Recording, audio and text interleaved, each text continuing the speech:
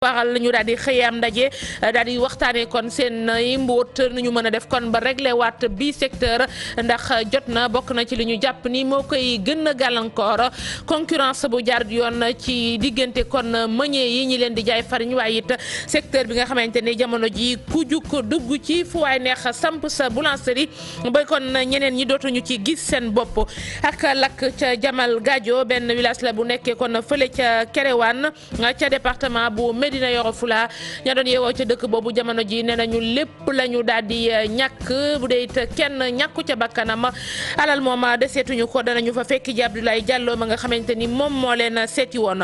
dugg si Maroc ci biir CEDEAO ak chef d'état yi ni ñu ko yéexalee secteur privé bi kon daal di koy rafetlu gis ni faaw ñu waxtaane ko dëgg ngir it bu dugg see du ñu leen affaiblir néewal leen doole ñoom ñi kon doon ca yëngu boobaak léegi ñi seen xam-xam màcc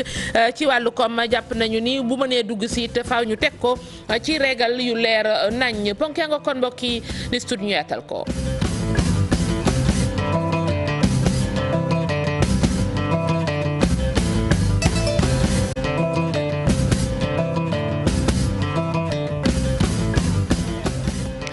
ki dellu rafetlu woon bi ak télévision Futurs Médias Cheikh Tidiane Gadio diggam ak yoon tey ay kon du ñàkk lu ca feeñ gannaaw bi nga xamante ni moom ñu fi dénkoon wàllug bitim réew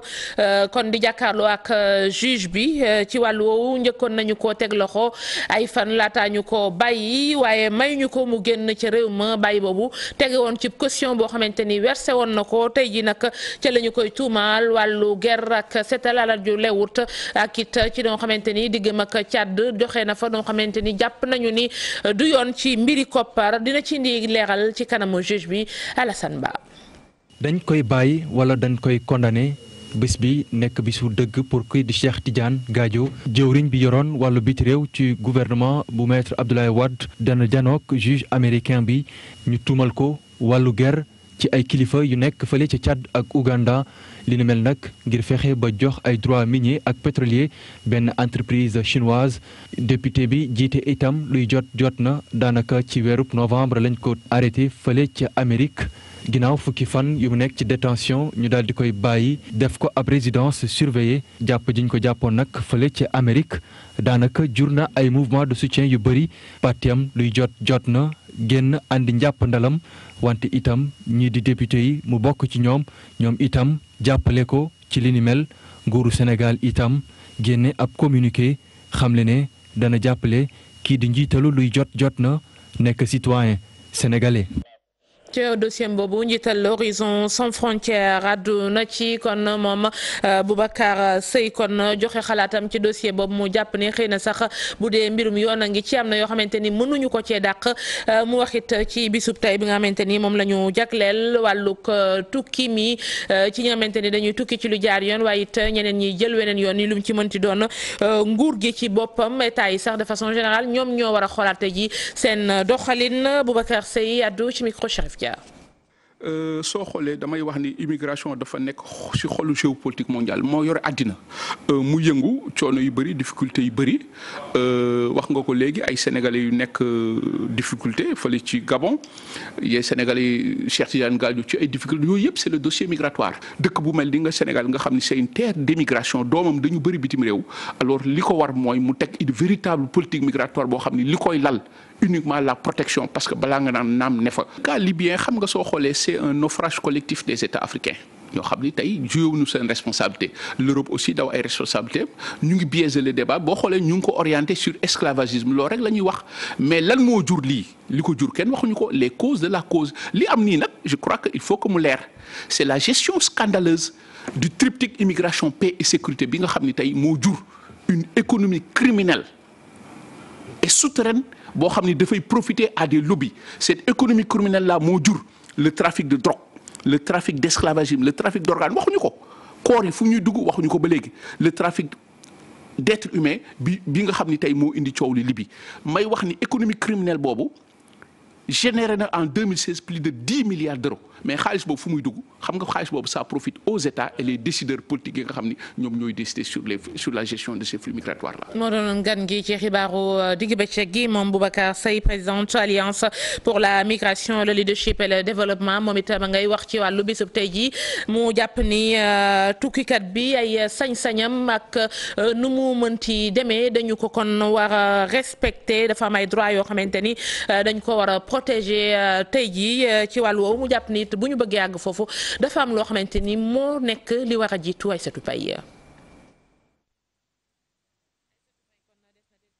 ci boobee élément wax ci leneen loo xamante ne xëyee nañu ko tey ji ndaje ci wàllu kon boulangerie ay états généraux gannaaw jafe-jafe yu bari ñu ni kon mi ngi ci biir secteur bi bokk ci meññee yi ak concurrence illégale bu ñu gis ni am na seen diggante muy lor kon boulanger yi ci boppam it fu juk ñu daal di fay ubbi beneen ba tax concurrence bi it di métti seen boor génn ci yenn saay du jafe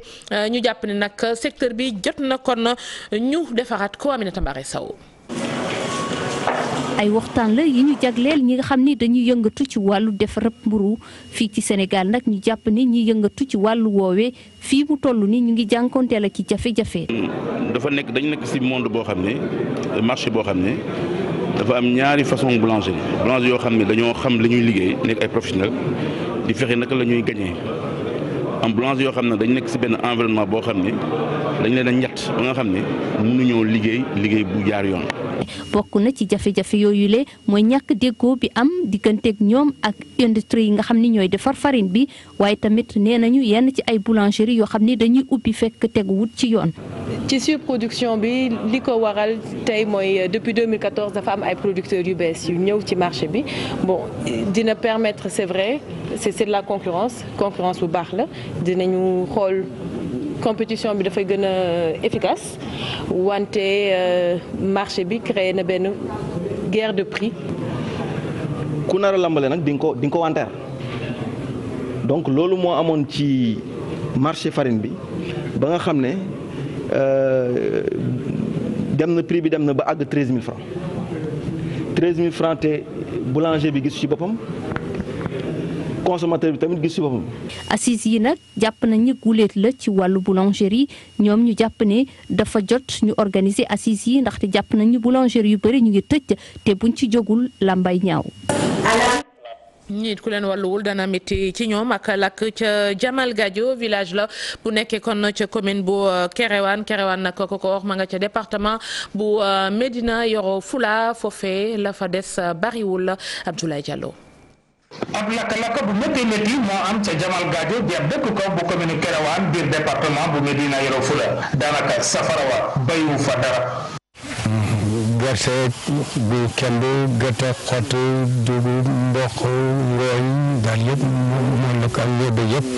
waaw yooyu daal fi mu ne nii nga xam ne maa ngi war a employé daal ñi nga xam ne ñu ngi war a am la dundee wala li jur gi war a dundee waaw léegi moom yàlla def na loolu moom safara bi jël na ko. léegi nag yéen moom fi mu ne nii yére moom dara génn moom xanaa lii soloon dem tool loolu daal moo di li nga xam ne lii moo ci génn. kon gerte jaayoon na gerte ko am na ko xam ne sax 500000 lekkale na ko fi ci biir waxande bi ndax ji am xam ne gis nga waxande bi yére moom dara génnul. weer si balaa ñëw fekk na ñeenti néeg yëpp jàpp doon jaale si ngooñ mi léegi fi mu toll nii néeg bi dara génn si benn bagage génnut fekk na sax ma jaay gerte lu tolloo 500000. mais yëpp dara génnut yéen ñoom soo leen dem si tool rek loolu leen dese li ñu waroon a jox si njur gi yëpp safara bi jël na ko même ba si dund gi sax lépp luñ bay si nawet bi daal dara deseetuñ ko dara xanaa dugub ji nga xamante ni bayoon nañ ko moom loolu moom yàlla misoon nañ si waaye li ko moom lépp safara bi jël na ko.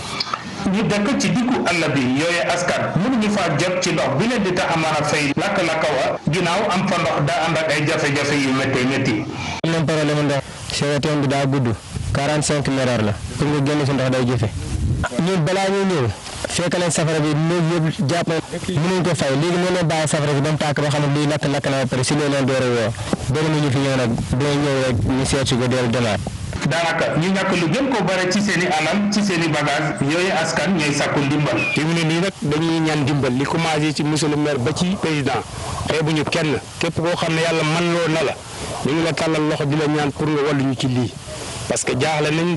léegi nag comme daal def na ñëw ngo te ñun ñu nekk ay ñu naxa yi néew doole bëgg nañ jàppale même bu du doon lii it bëgg nañ jàppale rawatina ba nga xam ne lii amoon yàlla jël na ko. lakk-lakk wi ni mel dafa faral di bari ci dëkku kaw yi rawatina bu noor jotee moo tax ñu bari ci béykat yi di mbappat seeni dugub wala gerte. muy lu métti bay tax ñuy ñaan ndimbal ku ca mën a jàpp rek ngir wàññi leen coono secteur ko njàng mi ak jafe-jafe yi fële ca Ziguinchor rek université ba ña nga décrété ñoom banque loxo gu amul àpp yeneen i syndicat it ku nekk di yëngu l'école sax mu bekk léegi ñëpp jàpp ni yàggut terewut coow li bari ci ba tax na muy waajuru ndongo yi waaye élèves yi ci seen bopp ca diwaanu Ndar ñu ngi sàkku ci nguur gi bu dee dafa am lu mu déggee woon ak gaañ yi mu jëfe ko Ousseynou Diop. préavis yu bari yi nga xamante ni syndicalistes yi daal nañ koy déposé ci table gouvernement bi tax na ñu ci bari nag daal nañu am njàqare ci lu jëm ci wàllu njàng mi ñu ci bari yaakaar ni boo moytul dina am ay rëq-rëq syndicalistes yi ñoom ñu ngay sax gën a di dànkaafu gouvernement bi ngir yee ñu digle woon ak moom ñu daal koy respecté. moo tax ñu gisoon ni élèves yi suñuy élèves lañu jàngalekat lu mu def te jàngalewul gisu ci boppam moo tax ñu bàyyi woon lépp ñu tëral ñu nekki ba at bi mel ni mu mel mais depuis ci vacances yi dégg nga yëglu yi commencé na préavis de vague yi dem na préavis mooy lan ñun kat ñi ngi naan leen li ngeen waxante woon ñun ñi ngi leen di laaj tout simplement ngeen sàmmoonteel ko may nañ leen diir bu ngeen ca neewul ñu nit ñu def la nga xam ne dañu jàpp ni ñun moom la ñu am pour effectivement ñu dégguñ. njàqare bi ci diggante waajuru ndongo yi la ak ñi nga xamante ni ñooy xale yi jàng ci lu jëm ci wàllu l'école bi. donc tey état moo war a xam ni dara gënul ñaaw nga signé ay engagement te doo ko respecté nañu dimbali nag mu respecté ay engagement am pour sauver aussi suñu doom bi parce que ñun aussi amuñu lu dul suñu doom. waaw même bu dul xaalis bi sax dafa war a respecté engagement yi te une promesse est une dette loolu la tubaab bi wax diggee bor la. waaye ñii di syndicaliste yi jàpp ni jafe-jafe mën na bañ a am bu fekkee ni rek gouvernement bi respecté na kàddoom. parce que ci revendication yi amul lu bees lu ci yokk dan ni lañu digaale woon ak yéen ngeen bindoon ko ci kayit jàpp ni lii kat amul benn solo ndax lu ngeen mën a def la loolu rek lañu taxaw di fàttaliwaat nguur gi. loolu sax tax waajuru ndongo yi di ñaan gouvernement bi la mu digale woon ak ñi nga xamante ni ñooy jàngalekat yi ñu mën ko amal ngir jàmm ni ñooy. ñu gën a def ay concession ñu gën def ay ñi ngi def ay concession parce que tey bu ñu defuloon ay concession du ñu agsi fii mais quand même ñu yokk concession yi pour que aussi ñu jéem a sauver année scolaire bi aussi moom mooy sauver sunu avenir u njaboot. jamono ji nag école bi xaw na yëngatu ñuy ragal sax ni ba moytuwul ren jile yeneen i perturbation dina am rawatina ci at mu bees mi ñuy dugg. transporteur interurbain yi ñoom it di yëglu fas yéene taxaw jàkkaarloo nguur gi nee nañu ci yenn ponk yi demee ni permis à point yeneen waaye la ñu bëgg état jublu ci na mu gën a gaawee moo di renouveler kon parc automobile bi waaye it yoon yi nga xamante ni ñu ngi ciy jaar te ñu jàpp ni dara baaxu ci ba mu yàq seeni oto loolee kon nañu ko saafara assemblée générale ñoom it la ñu amaloon kii di Jibi Ndiaye mooy vice président bi Salif Sow la waxtaanal la. li tax ne ministre bi xamul transport dafa xëy rek wax loolu. wax ko ci benn réunion jëm wax ko assemblée te loolu duñ ko def ndax moom moomu suñu oto benn ñaareel ba ñu on est indépendant et on est des privés ma jox la exemple bu ndaw ma jógee Dakar 20h egg si Xombol 22h ñu ne ma tey oto bi fi lay fanaan est-ce que moom mooy joxe frais wu client yi fi ñu fanaan jour boobu 22h Xombol mais loolu xel mënu ko nangu. am na yeneen xalaat yu mën a tax bu leen accident la ñuy wàññi am na yeneen xalaat te accident mënul ñàkk. accident mënul ñàkk ci transport mënul ñàkk ci Sénégal mënul ñàkk ci monde bi la preuve tey avion bu daanoo lu ñuy wax catastrophe mais accident la donc accident mënul ñàkk kenn mënul fexe ba accident du am c'est pas possible l'essentiel nag fi mu toll mettons les conditions pour accident du mën a am conditions yi mooy lan wut oto yu bees yaatal tali yi Dakar tey fooy traversé amul sax passage piéton bu leer tracasserie yi tey ma jox la benn exemple benn oto buy daw ñëw ba benn point A ñu arrêté ko téye fa chauffeur bi perdre ko temps merloo ko mais kooku bu jógee rek mën naa def lu ne. cadre juridique boobu mën na jaar ci gare routière privée maanaam gare routière privée mooy tax man tey mu mën a teg samay oto am benn espace aménagé ko di fa def ay départ ci ay heures yu baax benn ba pare def ay oto yoo xam ne oto yu confortable la loolu mooy cadre bi nga xam ne moom la ñuy demandé te loolu c'est possible am na décret yaa ngi fi mais autorisation yi rek moo des mais nag bu ñu amee bus yu bees day loolu da koy accompagner ba nga xam ne day nekk en vol. Maroc ci biir CEDEAO mi ñu dàq ba kon 2018 loolee privé yi ñi ngi koy rafetlu secteur privé bi nii bu mënee nekkit faaw kon ñu xoolaat ko rawatina kon économistes yi ndax jàpp nañu ni am na loo xamante ni war nañu ko mën a tekk ba bu dugg see boobee secteur du gaañu ak Maroc li nga xamante ni moom la nar a indi ci marché bi Pafara ñi nga Abdoulaye Diallo. décision bi njiiti réew yi daal di jël puus dugub Maroc ci CEDEAO fii ak 2018. décision bu baax la patronat bi jàpp ne dañoo war a jël ay matukaay balaa nag muy yàq bu baax li nga xam ne mooy sunu koom-koom. ni mu bëgg a duggee loolu lañ d'accordul parce que lii simple moo di pour wan ko nit ñi mu gën a simple dañ ne réew moo xam ne mi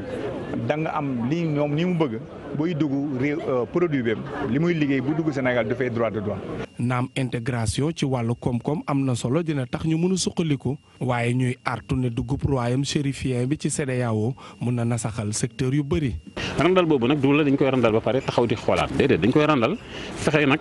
ñun jumtukaay yi nga xam ne war nañ ko am suñu biir ñu jéem ko am ba nga xam ne moom bu ñëwee dina mën a bokk ci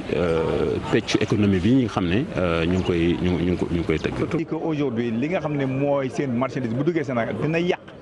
yi nga xam ne moom la ñuy liggéey Sénégal mooy soit liñ fiy béy wala liñ fiy liggéey loolu la ñu ne mënul demee noonu am na réew yu bari yu bëgg a dugg ci union mais dañ leen ne bu ngeen d'accord ci li ñu d'accord suñu biir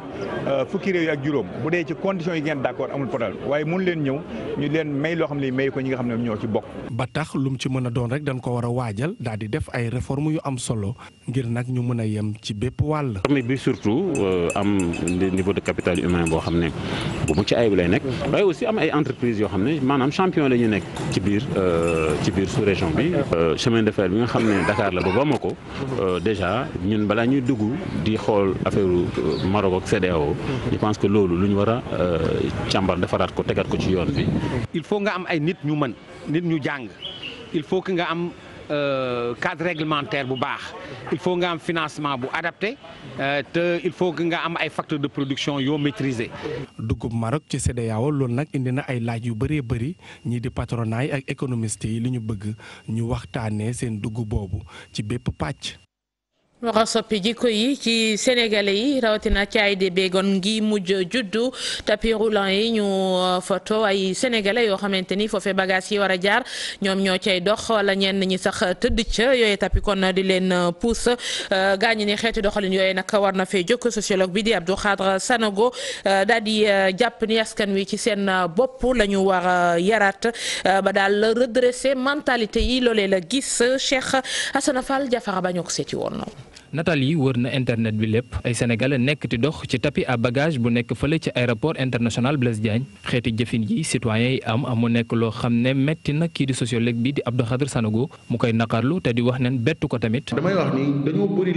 lu sooxe lu bëri si ñun te booy xool ñun sénégalais bu ñu waxantee dëgg rek te yàlla tax fóotu mbir li ñu mën a jàpp mooy dañu jàpp ni suñu gis-gisu bopp suñu bëgg-bëggu bopp ñun lu ñu bëgg daganal ko lu ñu sopp daganal ko lépp loo xam ne nii xëy na def nañ ko sax ba mu nekk naka sudul noonu alors dañuy wax ne non loolu muccul ayib mais li ci am solo daal mooy sooxe boobu dañoo jàppee suñu bopp njëkkee avant ñuy jàppee yëfu mbiru nit ñi donc amuñu perception ak notion du collectif loolu la ñuy wax nombrilisme sénégalais boo gis boppam njabootam këram dëkkam yéreem otom d'abord maintenant lan lay def ci li ñëpp bokk xëy na intéressé wu ko trop. lu sabab yi la jëf docteur en sociologie bi moom di ñu xamal ne bëri na. génération yu bees yi sunu sooxe xëy na dafa nekk ci léegi ak xat-xatu jamono ak kër-kër ak wut loo am dafa def de telle sorte que ñun ñëpp dañuy xooli di lu ñu am ba fàtte nan la ñuy tabaxee suñu njaboot ak yan xëy na jikko yan taar yan xar baax lañ leen di jox ba bu ñu génnee ci biti lépp loo xam ne nii dafa nekk lu ñu war a sàmm wala lu ñu doxalee nekk doxalin bu taar. beneen bi ci des nag mooy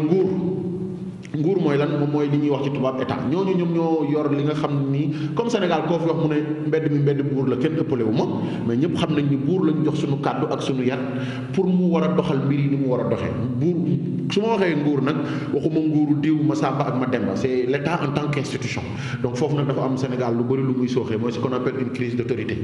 jamono joo xam ne sunu réew daa taxaw ngir bëgg dem ci émergence docteur Sanogo gis ne moom ak comportement bile dinañ fa yéex a yegg. ñi nga xam ne ñoom ñoo ñuy jiite ñu leen di wax les gouvernants am nañ ay xalaat ak ay gis-gis yu yaatu yu baax peut-être ak ñi fi mës a jaar yépp mais gis nga Sénégal ba léegi ñu ngi koy positionné ci 25 pays les plus pauvres ñun ñëpp nañ laaj question lu tax parce que sénégalais bi ko war a porter dafa nasax parce que sénégalais bi ko war a porter taxaw temm pour mën a jëflante ak yi nga xam ne mooy jafe-jafe dëkk bi parce que moom ci boppam bis bu nekk seconde bu nekk minute bu nekk mi ngi posé acte yoo xam ne nii jëmalewul Sénégal kanam da koy delloo la ginnaaw. comportement bi yenn sénégalais di am mu jëm ci mbir yoo xam ne ñëpp a ko bokk nekk loo xam ne yenn saa yi mën naa tiital nit wala sax mu jaaxal la waaye lu ñu xamul moo di yële doxalin mën naa xañ sunu réew yegg ci émergence ki mu bëgg. nguur gi nag plan bi mu teg ngir jubbanti Sénégal PSE ci juróomi at yi ñu ko jëfee gis nañ ni daal ñoom am nañ ci ay avancé yu bari ca ñaareelu phase plan Sénégal émergent bi nee nañ nag danañu gën a taxaw ci mbirum courant xoolit nu ñu mën a wàññee njëkk yi waaye it secteur santé ak njàng mi dina bokk ci li ñuy jiital Pierre Ndiaye directeur général planification ak politique économique moo ci doon waxtaan ak Pape Fara Ñing xool ci première phase bi 2014 2018 lan lañ fi def lan lañ yan jéego lañ fi am ak yan gàllankoor ñoo des yoo xam ne war nañ ko mën lever pour phase bi di ñëw après dañ koy prioriser def lépp ci beneen programme d'action prioritaire bi nga xam ne donc day am ay projets yu bees yu ñuy mettre en œuvre mais aussi réforme yi ñuy def toujours réforme yi xam naa ne moom yi ci gën a am solo toujours day nekkaat si nu ñuy def ba lever contraintes yi am encore ci domaine agriculture ci domaine électricité ci njàng mi ci santé bi ci environnement des affaires procédure administrative yeeg ay tribunal du commerce et cetera yooyu yëpp lan la ñuy def ba gën a renforcer pour que secteur privé bi mën a développer wu. nangook beneen phase ci wàllu ko PSE 2019 moom kii di Farba Ngom di dànkaafu kon opposition bi du dara loo xamante ni danañu leen ko may ca booru kon Jafaan Sarukoun maanaam daal lépp loo xamante ni rek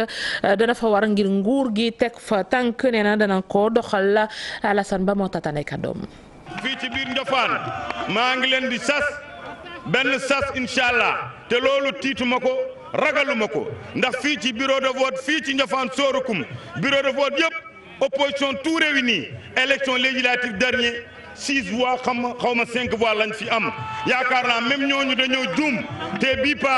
dañuy fexe même ku gumboo woon dañ ko yóbbu ci ophtalmologue ñu defaraat bët yi ba nga xam ne kenn du juum ba jël sa carte ba jox ko keneen ku dul Macky Sall population de Ndiafane Sorokoum de Ndiafane Béli-Tindi, de Sinthiou Boumak et de Sila Worgo font partie de la commune des Agnam. Tous ces villages-là dëkk yëpp dëkk bu ci nekk rek mën nga wax ne am nga 97% 96% on xawma sax yooyu résultat ndax c'est du soviétique wala c'est du agnamois. Du 2019 tous les bureaux de vote de Ndiafane Sorokoum seen procès verbal bu ñëwee. ma bañ a gis benn carte rek bu naan juum naa nit mën naa nekk gumbo mais incha allah bu boobaa su yàlla dogalee dinaa fi indi ay ophtalmologue qualifié taxaw même ku nekkoon gumbo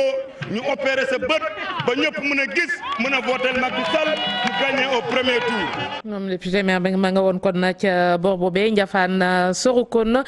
ci ñetti fan yi ñu fa jagleeloon wàllu culture Foutanké àndoon ci ak ministre de la culture ngeen gis ko noonu Abdou Latif Coulibaly ay kilifa it ba woon kon ca Mauritanie fii kon la ñu yem ak yéen mbokk yi ci xibaaru 19h30 20h incha allah rédaction bi dina dellu si bu boobaa ak Cheikh Tidiane Diaw lay doon ci kàllaama nasaraan gërëm leen bu baax ci teewlu bi jërë ngeen jëf.